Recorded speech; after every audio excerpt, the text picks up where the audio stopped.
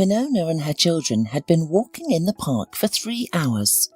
The weather was warm in September, and the children were happily playing, throwing multicoloured leaves into the air. The leaves fell beautifully and rustled under their feet. To be honest, it was time to go home for dinner, and Winona was tired after work. However, her mischievous children kept begging, "Mummy, let's go for a little walk. Can we feed the swans with a bun on the pond? And then go straight home, okay?" Winona smiled and said, "Okay, run, but not for long, Billy. You're in charge. Hold Stacey's hand, she's very little, and stay away from the water." Billy, Carl, Kevin, Erin and Stacey rushed to the swans, while Winona waited for them nearby on a bench. She turned her face towards the sun and stretched out her swollen, tired legs. How wonderful it is to have children. Despite the challenges, they bring so much love with their little voices and hands. I hug them 100 times a day. Winona thought with pleasure.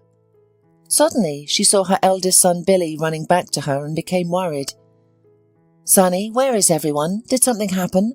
I've told you not to leave Stacey." But Billy quickly reassured her. "Mum, don't worry, everything is fine. Come with me. There's a grandmother sitting alone on a bench near the pond crying. I felt sorry for her. Maybe she needs help." Saying this, the boy grabbed his mum's hand and led her towards the pond. And indeed, a frail, hunched elderly woman with a small travel bag was sitting on the bench near the water. She held a tear-soaked handkerchief and quietly cried, her thin shoulders trembling. The children surrounded her and tried to comfort her in their own innocent way, offering toys or lollipops from their pockets. Winona realised that she needed to intervene and find out what was wrong. She called the kids. "Children, please, feed the swans and don't disturb us for a while, okay? We'll go home for dinner soon." Winona sat down next to an elderly woman and started a conversation. "Hello, my name is Winona. I'm sorry to bother you, but I couldn't just pass by someone who is in trouble. Is something wrong? Maybe I can help you with something." The elderly lady sighed sadly and replied, "Nice to meet you. I'm Mrs. Spertus. How can you help me? It happened that in my old age, I find myself without a roof over my head and nobody needs me. I don't know what to do or where to go. Out of despair, I even thought about ending it all in this pond, but I couldn't gather the courage." Winona was shocked, hearing such a desperation in the elderly woman's words, and asked, "How did this happen? What about your children, grandchildren, or your husband? Do you have any relatives at all?" Meanwhile, Mrs. Spertus continued, "Well, I do have 2 children, a son and a daughter.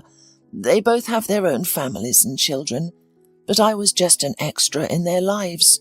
They're planning to put me in a nursing home. I feel ashamed and scared at the same time. So this morning, I quietly packed my things and left without a clear destination." Winona was speechless and said, "That is terrible. How could they send their own mother to a nursing home? Why would they do that? I can't wrap my head around it. Please tell me more, we have time. My kids will be happy to run around." The elderly woman, wiping tears as they rolled down her wrinkled cheeks, began to share her memories. She had nowhere to rush to, and had been longing to talk for a long time. There was so much weighing on her soul. She felt drained. "I haven't always lived like this," she began. "I worked in a leading position all my life, as the director of a supermarket. Everyone in town knew me and respected me. My husband was also a respected man, working in manufacturing. We lived in a 2-story house with a balcony. We also bought apartments for our son and daughter and educated them in prestigious colleges. Kristen and Sherman, our children, grew up with so much love and pampering. We never denied them anything, always fulfilling their requests for clothes or toys. As soon as they finished school, they left our nest, got their education, got married, and had children of their own. They rarely visited us, and my husband missed them so much, especially when he became sick. Sometimes we would call our daughter and ask, 'How are you, my dear? When will you come to see us?' and the only answer was always the same. "Oh, Daddy, I don't know. I'm just so busy. I'm currently busy and overwhelmed with tasks. All right, I will call you back later. Please send my regards to Mum and goodbye." Our son frequently ignored my calls and always came up with excuses like not hearing the phone or being too busy. It was like that every time. And then it was 8 years ago my husband passed away after a long and painful illness. We spent a lot of money to afford his expensive treatment, but it was all in vain. When my beloved husband was buried, everyone left in the evening, leaving me alone with my sorrow. Since then I have been living by myself. There was no one to talk to, and I felt incredibly sad and lonely, to the point of wanting to cry. I have even forgotten what my son, daughter and grandchildren look like. You know, my neighbours always spend their summer with their grandchildren, and I enjoy hearing their noise and laughter. To my great regret, my own children have never visited me and have never brought their own children. They are always on vacation at resorts and by the sea. I don't understand why. It's as if I'm a stranger to them. Then unexpectedly my daughter came to visit me 6 months ago. I was so happy. I baked pies and set the table. I couldn't believe they remembered me. However, things didn't go as I had hoped. Kristen started the conversation by saying, "Mummy, Sherman and I have been thinking, why do you need such a big house? You're old now and you have health problems. Let's sell it and I'll take you in. You'll be spending time with your grandchildren as you always wished. And honestly speaking, we really need the money. Step into our shoes. My husband's job is in crisis and Sherman's job is unstable. We could use some extra cash." The elderly woman went silent for a moment, immersed in unpleasant memories, and then continued. "I was deeply upset because I have lived in that house with my husband my whole life. Even the walls were dear to me. Of course, I was afraid of what would happen if I didn't fit in living with my daughter. On the other hand, I couldn't keep up with the cleaning and yard work anymore. I had high blood pressure and my heart would ache. Climbing up to the second floor was a struggle. My daughter also promised to buy me a small nearby apartment, and foolishly I agreed straight away. So the house was sold and I gave every penny of the money to my children and moved in with Kristen. And that's when my torment began. My son-in-law immediately took a dislike to me. He would get nervous when I sat down to eat with them in the dining room. He wouldn't let me join in conversation and would interrupt me. All I heard him say was, "Oh, don't start giving your stupid advice. We've managed without you and we're doing just fine." The grandchildren weren't particularly happy with my presence either. They were already teenagers and would resent their mother. They would say, "Why did you bring Grandma? We were cramped here even without her." I tried not to leave my room unless necessary, but my son-in-law made it clear that I was unwanted there. My daughter would often get angry too, saying, "Mum, don't go anywhere, don't touch anything. Can't you remember where things are?" I was so stressed out. I would cry in secret and regret agreeing to live with my daughter. I kept asking her when I would get the promised apartment. Kristen kept putting it off. "Why are you getting so worked up? My husband invested all the money into one profitable business. It's going to take off and in 6 months we'll buy you an apartment. Besides, why do you need a separate apartment at your age? I don't understand. Does it really matter where you live?" Her words hurt me deeply. It turned out that I was a burden to everyone. Nobody values and respects old age. Rushing, I moved to Sherman's place, hoping that my son would be more welcoming, but it was not to be. He told me directly, "Mum, we didn't agree to this. Kristen should be taking care of you. She got more money from selling the house. Why did you come to me? I hope it won't be for long. You know my wife Melissa, she's very sensitive and has a demanding job. She gets annoyed with strangers in the house." Just like that, he turned me away. I had to go back to my daughter. I was so offended. I had raised 2 children on my own, and now I had nowhere to rest my head. This morning, I was quietly walking to the bathroom, but suddenly heard a conversation in the kitchen. My son-in-law said, "Kristen, I'm sick of all this. Money is great, of course, but I can't tolerate your mum here for the rest of my life. She's always lurking around, sticking her nose in everything. Why don't we put her in a nursing home?" My daughter was initially indignant, saying, "Are you crazy? I promised her I would buy her an apartment. It was already a big lie, and now what? I can't do this to her. She is my mother, after all." But my son-in-law kept insisting. "What's the big deal? They take care of old people there, and there would be no more problems. She would be better off there. Besides, it's either her or me." I thought my daughter would defend me or kick him out for saying such things, but she surprised me by saying, "Well, maybe you're right.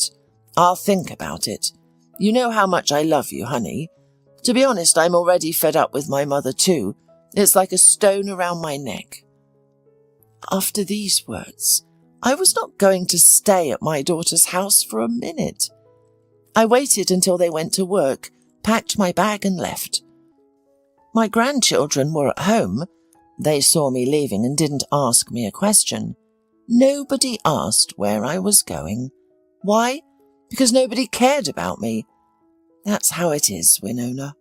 You've got 5 kids, I see, but it's not a fact that they'll warm you up in your old age. Although you seem to have them good, responsive. Maybe you'll be luckier than me. Winona was shocked by what she heard. She herself grew up in an orphanage and always dreamed of having at least one relative on this earth. But in this situation, there were many relatives. But the woman was thrown out on the streets like an old, unwanted shoe. Winona's heart squeezed. She felt madly sorry for this poor elderly woman. Where will she go? What will become of her? She is not going to live on the street, is she?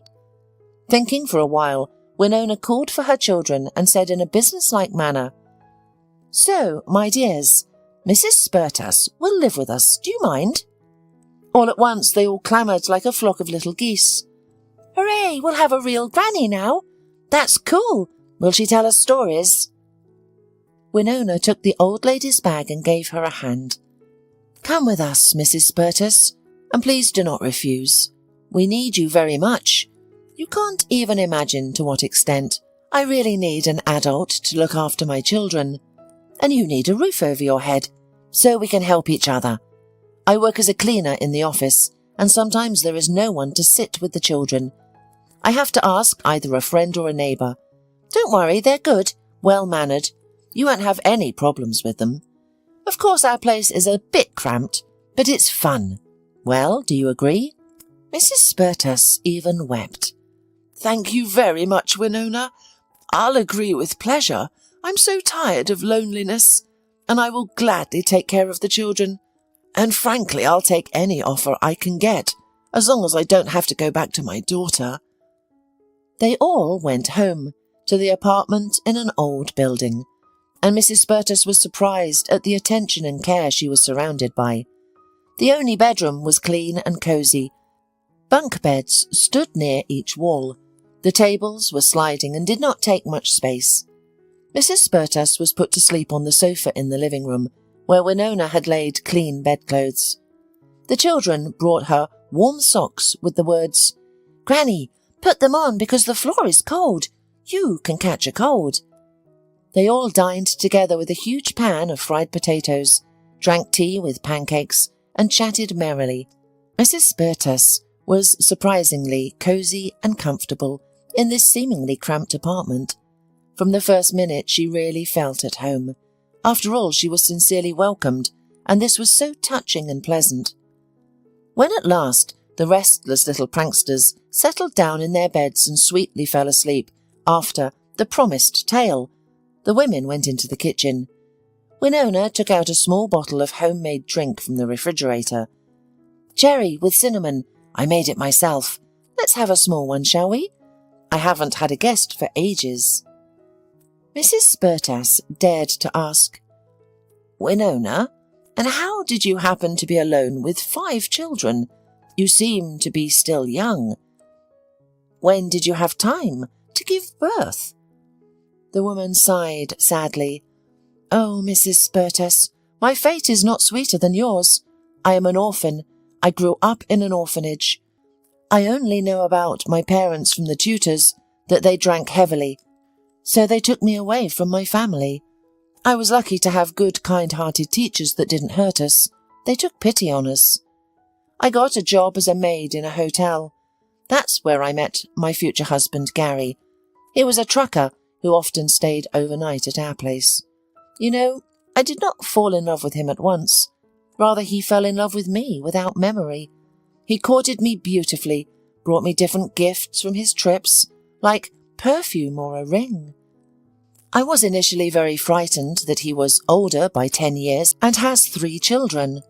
Gary did not hide anything. He honestly told me that his wife was a bad woman, and while he was on his trips, she did not get out of other men's beds. They always scandalized because she didn't take care of the children at all. She shouted at them. They irritated her all the time. And then she left them and went off to another lover for good.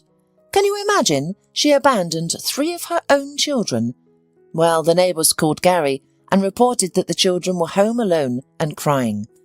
He rushed home, unable to fully believe that a mother could be so cruel to her own children.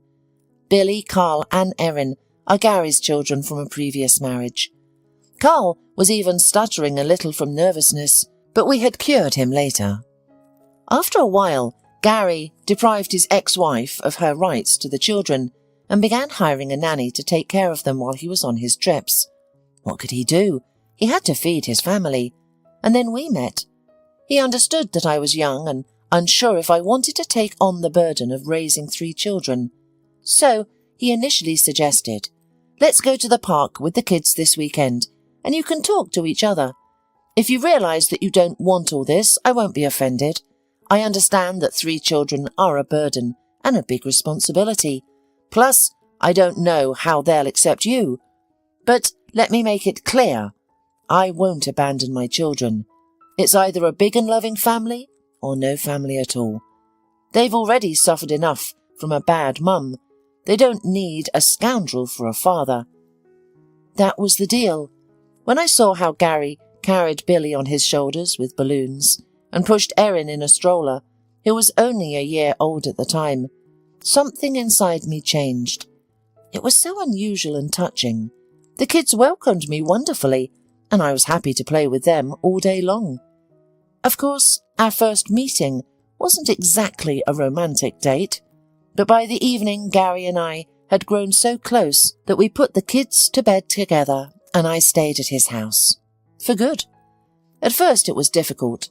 There were times when I cried from fatigue, especially when the children were sick and fussy, but my beloved always helped, encouraged me, and was there for me. Gradually I became so attached to the kids that I couldn't imagine my life any other way. They started calling me Mum. A year later I found out that I was pregnant. I was overjoyed, and imagine, it turned out that we were having twins. I was petrified, to be honest.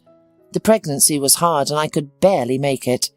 Kevin and Stacey were born, so suddenly we had 5 children. Despite all the difficulties, it was the happiest time. The first tooth, the first mummy, the first step. Gary was glowing with happiness, and we never differentiated between his children and mine. They were all ours, loved and cherished. Winona suddenly stopped talking, faltered, poured another shot glass, drank it in one gulp without snacking, and quietly said, swallowing tears, "And 6 months ago, Gary died in a car accident on a slippery highway. I don't remember the funeral well. I was unconscious most of the time. Just like that, instantly I became a 25-year-old widow with 5 children. I was terrified, and the children were crying and waiting for their daddy to come home. They kept asking when he would come, tearing my soul apart. I was in total despair, on the verge of giving up, and I didn't know how to go on. Times were tough. I had to sell Gary's house to have something to raise my children on and move here. My acquaintances still don't understand me. They think I'm crazy for not giving up the children for adoption. But I can't. You see, I just can't. I grew up in an orphanage myself, and I know better than anyone what awaits them there. It's a betrayal. They think I'm their mum. How can I abandon them? I had to look for a job, but with so many young children, nobody wanted to hire me. Who needs an employee who will be on sick leave all the time? I finally managed to get a job as a cleaner in a company. The boss took pity on me and hired me, but with the condition that I wouldn't take any time off or sick leave. So I kept working, always spinning. Sometimes I would ask my friend to babysit, or the neighbour. You know, small children often get sick. Yes, it's difficult, of course. The salary is not enough for such a big family, but I receive a child allowance and some of my acquaintances give me their kids' things. I'm not picky. Billy started school this year, and I barely managed to prepare him. But it's okay. He's no worse than the others. As for work, some people like to tease me because they think that since I'm a cleaner, I must be a naive fool who had babies with anyone. And frankly speaking, it brings me to tears. Mrs. Spertas also got emotional, cried and took Winona's hand. Darling, you are a true hero, Mother, and a clever woman. You're doing everything right. Everything will get better. The kids will grow up, and it will get easier. I will help you with great pleasure. We won't be lost, believe me. They continued talking and crying together for a long time. It seemed that with every tear shed, the accumulated grief and sadness from all those years were being washed away, and their souls felt lighter. That's how they started living together as one big and loving family. The children adored Mrs. Spertas for her storytelling skills and her delicious pies made with cabbage and apples. The elderly woman seemed rejuvenated, standing tall and constantly smiling. She felt motivated and valued in this family, where there were no rules or restrictions. If someone accidentally broke a dish, they were not scolded, but instead helped to clean up. The older children took care of the younger ones, and Winona taught everyone to work. For example, when making dumplings, they all worked together, joking and laughing, even if some turned out misshapen. They happily ate them all. Cleaning was also done by the whole family. Even little Stacy and Kevin tried to sweep the floor. The young mother supported the children's efforts and praised their successes. Mrs. Spertas was treated with warmth, respect, and care by everyone. In the small town, rumours started to spread that a mother with 5 children had taken in a poor old woman to live with them, even though they themselves lived in a small apartment. Many people knew Mrs. Spertas and remembered her, and they also heard that her own son and daughter had kicked her out. Kristen and Sherman heard these rumours because people started to reproach and judge them. Some even stopped saying hello. Kristen was furious and once caught up with Winona when she was running home from work and gave her a tantrum right in the middle of the street in front of amazed passers-by. "Why do you need my mother? Where does she live with you?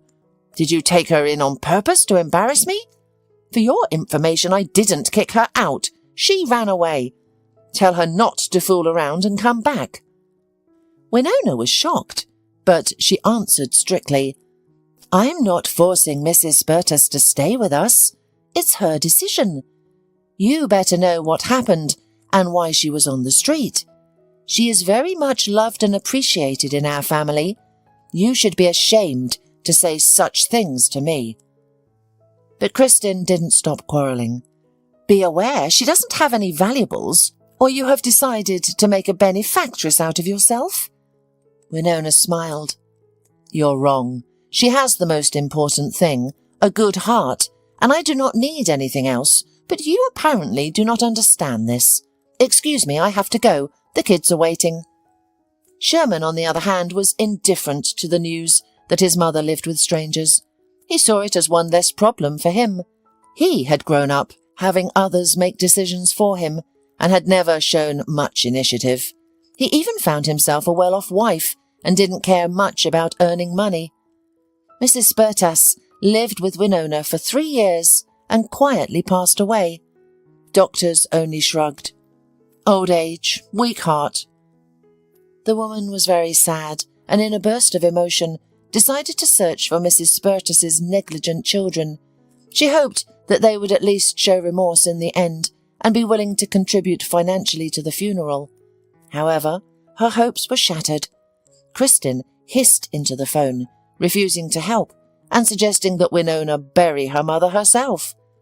Sherman didn't even answer the phone out of guilt, and his wife Melissa said that her husband makes pennies and she was not going to bury a stranger for her money.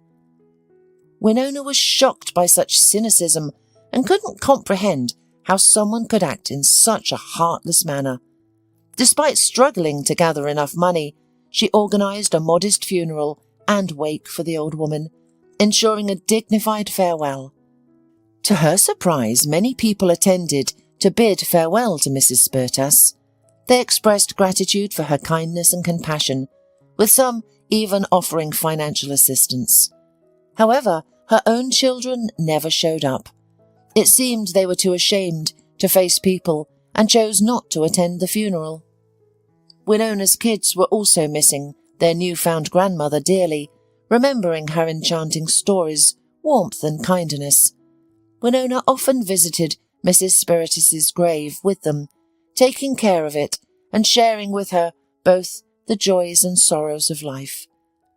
She had problems at work because she was completely hounded. Many people whispered and twisted their ears, saying, "Our cleaning lady is abnormal. She barely makes ends meet, has many children, both her own and others, so she must have enough problems. And she even paid for someone else's burial. She's crazy." Others mocked her to her face, saying, "Hey, Winona, can you give us some money? You have a lot of it, don't you? Since you're throwing a wake for strangers."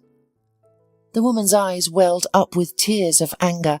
She wanted to respond sharply to all of them, to throw away the hateful mop and leave this toxic environment. But she couldn't.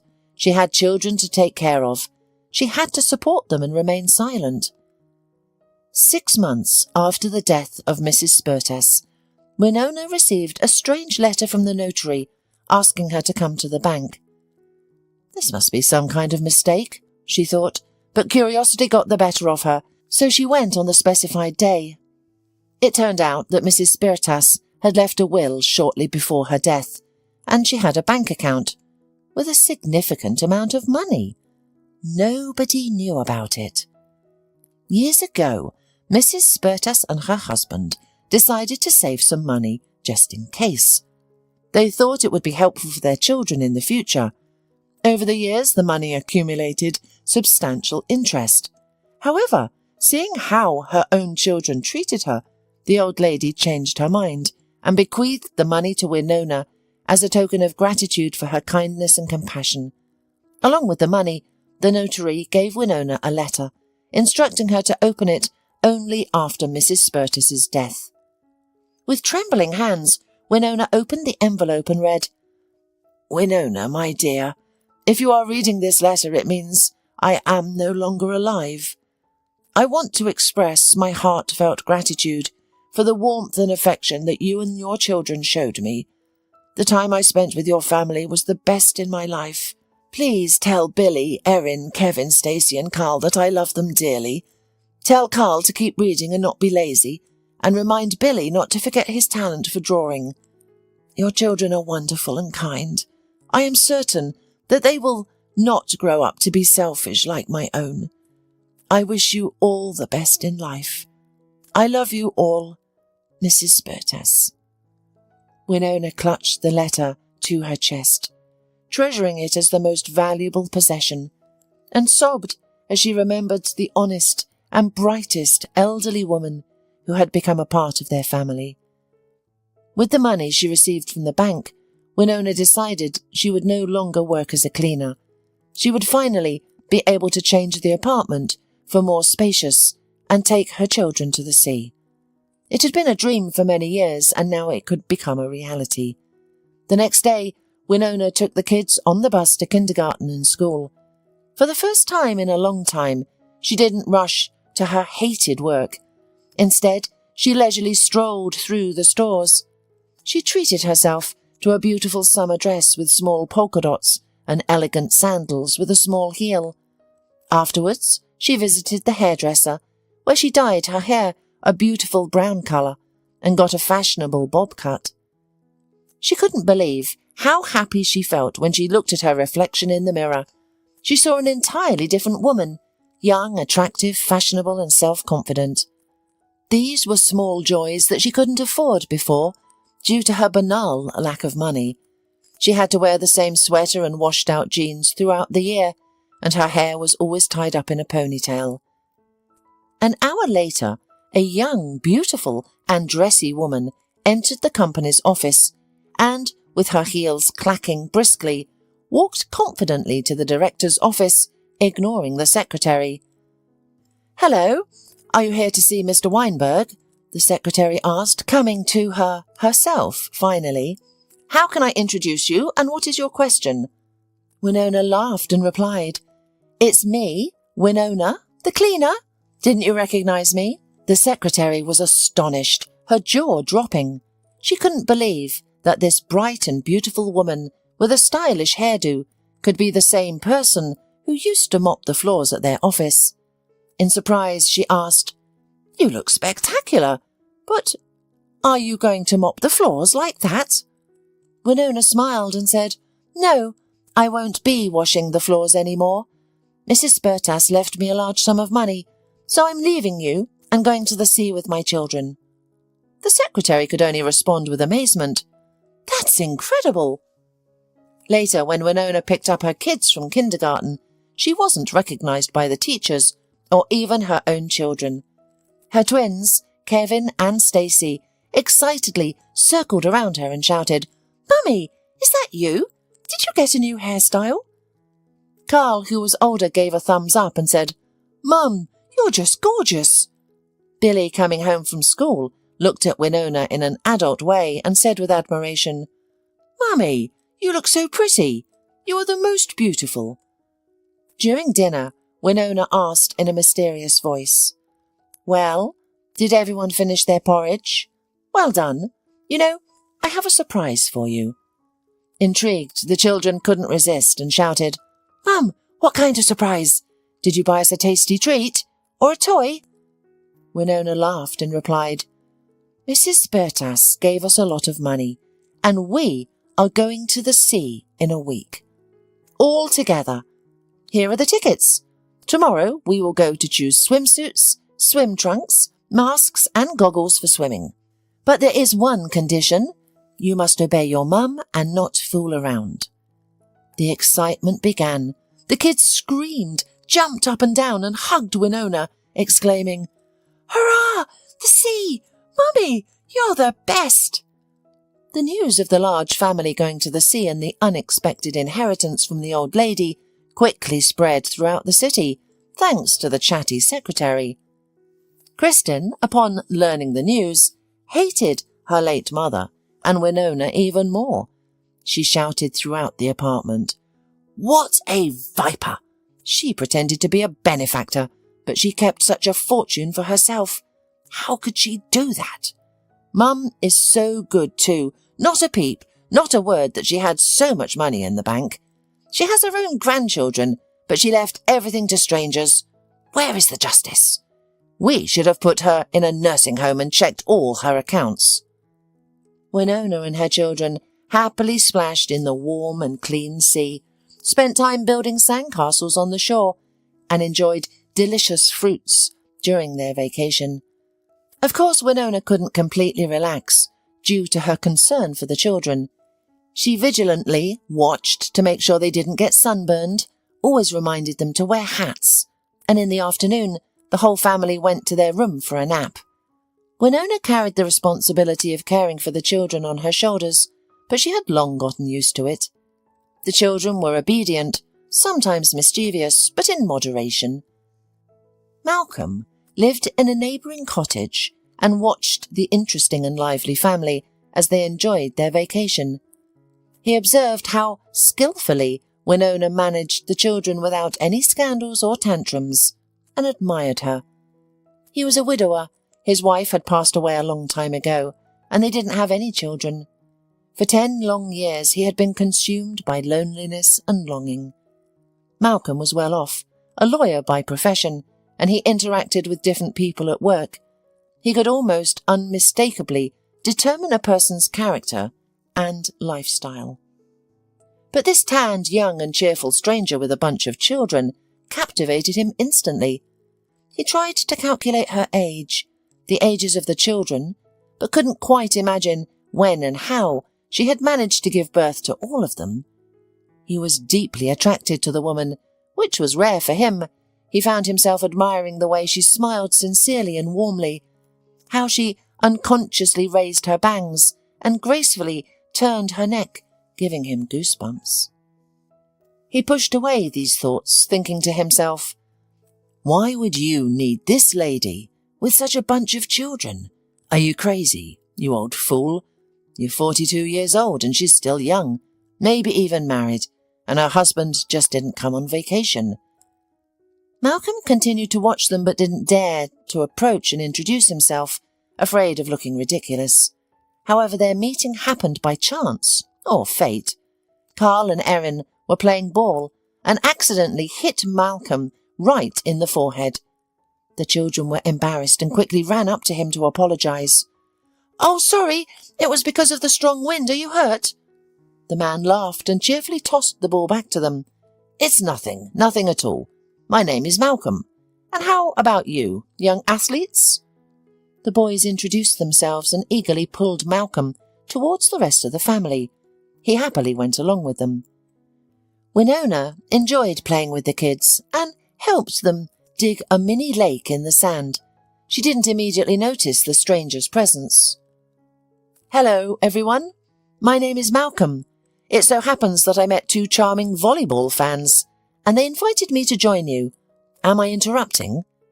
Winona laughed and replied, "Hi, I'm Winona. Have my naughty boys gotten to you yet? They can. Of course, you won't be a bother. The more the merrier. Join us." And so, unnoticed, Malcolm and Winona spent the whole day together, swimming, sunbathing and getting to know each other. The time flew by cheerfully and interestingly. In the evening, after dinner, Malcolm timidly asked, "Winona, what are your thoughts on having a glass of fine wine here, not far away, on the terrace of the cafe?" Winona felt embarrassed. It had been a long time since anyone had made such a suggestion. "Only after I put the children to bed, and not for long, you know."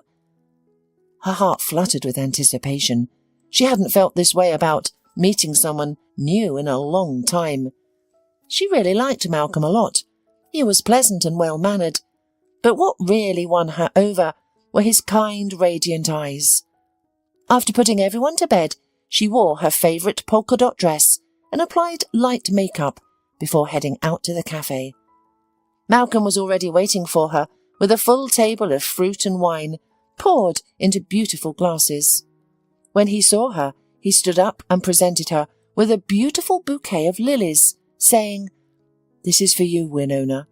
You are as beautiful as these delicate lilies. I'm so glad you decided to come after all." The woman blushed, pleased with the attention. She couldn't remember the last time someone had complimented her. They sat down at the table and talked until almost midnight. Occasionally, Winona would check on the kids to see if they were asleep and then return to her conversation partner. Malcolm shared that he had been living alone for 10 years, as his family were tragically destroyed instantly by a drunk driver. He worked as a lawyer and earned good money, but aside from work he had no other life. That's why he would periodically come to this recreation centre, out of boredom. Winona couldn't and didn't want to lie, so she honestly told him everything about herself, her children, and Mrs. Spurtas. Incredibly, both of them felt like they had known each other for a lifetime, as they shared an easy and comfortable connection. When they said goodbye, Malcolm took the daring step of kissing Winona on the cheek, as if in a friendly manner. That kiss made the woman feel dizzy and incredibly good, something she had never experienced before. The rest of the night, Winona tossed and turned in bed, unable to get Malcolm out of her head. She was angry with herself, thinking, "What am I hoping for? That he will accept me with a bunch of kids? I must have overwatched soap operas. It's impossible. At most, I'll have a fling at the resort and that's it. But will that make me feel better? No, it will only make me suffer. I should forget about him. He'll leave and won't even remember our fleeting encounter, for sure." She persuaded herself the rest of the night, looking at how sweetly her little ones were sleeping, sprawled across the bed. For the rest of their vacation by the sea, Winona, Malcolm and the children were inseparable.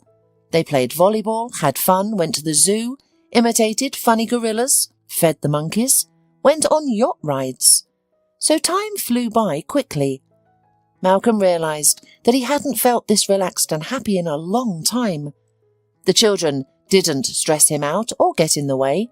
On the contrary, when he interacted with them, it was as if he was transported back to a carefree childhood and could truly be himself.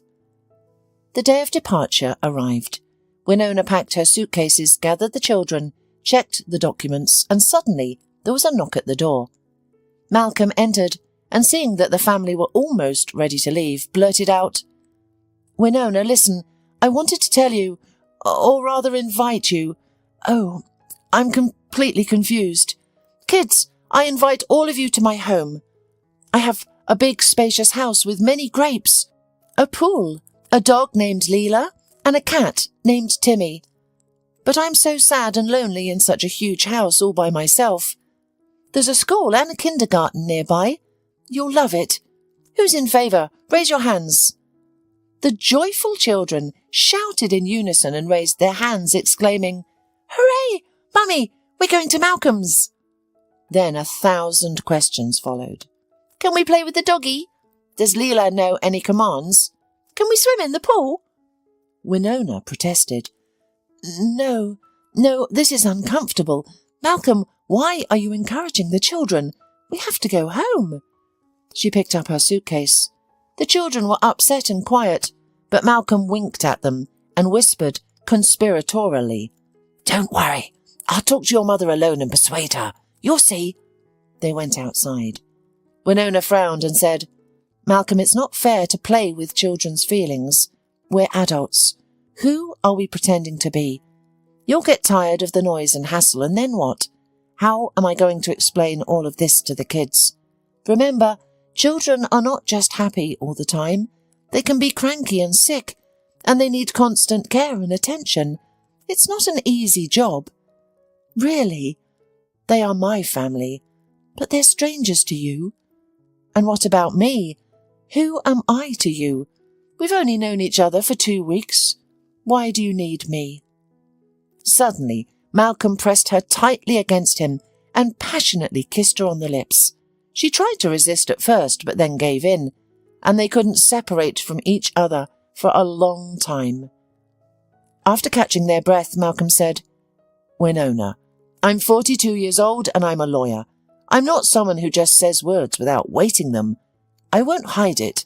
If someone had told me a month ago that I would fall in love so quickly with a woman I barely knew, who had 5 children, I would have thought they were crazy. But believe me, these past 2 weeks that we've spent together have been the best 2 weeks of my life. Since my wife passed away 10 years ago, I became hardened, cynical, and stopped believing in love. But you and your children have brought back the happiness of my childhood. With you, I feel like myself again, and I feel good. I understand the responsibility I have towards you and the children, and I promise I will never betray you or abandon you, no matter how difficult it gets. Let's make it official and live as one big and loving family." Winona smiled and said, Well, if that's how you feel, then I agree. The children truly love you, and children's hearts don't lie. And I fell in love too.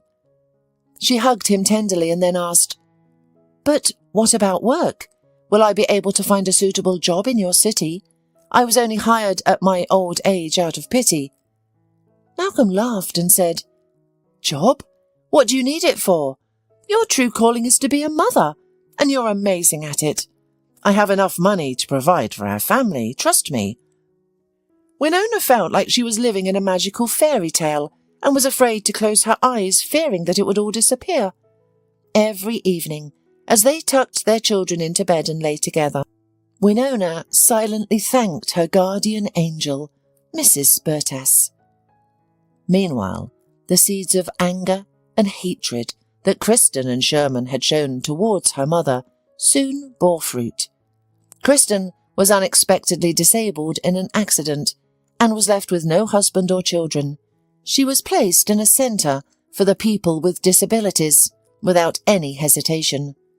Sherman fell into debt and started drinking heavily, leading to Melissa filing for divorce and leaving him with nothing. Mrs. Spurtas's children became even more bitter, spending their days away from their relatives and suffering from the burden of loneliness. They didn't realize the simple truth. How you treat your parents is how your children will treat you. It's the law of life.